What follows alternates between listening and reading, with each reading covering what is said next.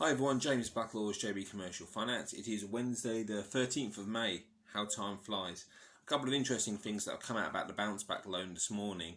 The Chancellor has announced that 267,000 loans have now been made under this government backed scheme at a total value of £8.4 billion. Take that in, £8.4 billion to SMEs, which have all been backed by the government's guarantee. Quite astonishing, really. Now, the contrast that wants to be made here, and I'm sorry I keep checking my screen, but this is literally just come to me in the last 10 minutes, is that the CBILS loan scheme, which for those of you who don't know is the larger loans, which was announced, launched on the 23rd of March, has lent just £6.1 billion to 35,919 firms in the UK. So to sort of contextualise those two figures, bounce back loans, £8.4 billion in a week and a half, CBILS, £6.1 billion in 7 weeks. Bounce back loan, 267,000 people helped in the last week and a half. CBILS, just under 36,000 in 7 weeks.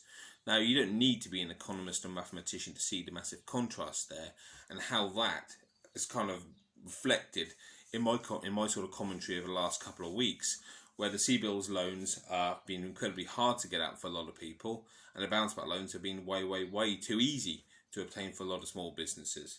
So to me, there should be a middle ground, but there isn't at this moment in time because we're in emergency situations. Which filters into the second part of what I want to talk about briefly, and that has been announced that RBS believe that up to 1 in 5 of the applications made under the bounce back loan scheme are actually fraudulent. Again, let me just check that on my screen. So that is reported in the Daily Telegraph, which for those of you who know is a well-known UK Conservative publication. And then the private call between MPs and bank lobby groups this morning that has been discussed. And 1 in 5 is an extraordinary amount, isn't it? Bearing in mind RBS are just about the biggest bank in this country.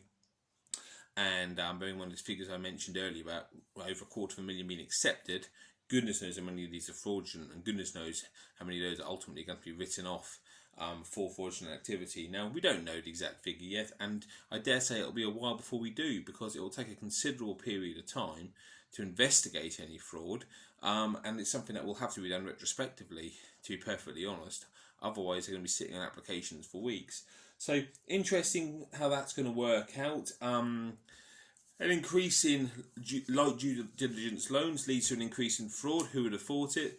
The ones which have been checked more thoroughly, the ones who have been checked personally by managers, less of them are going through, but I dare say not many are fraudulent.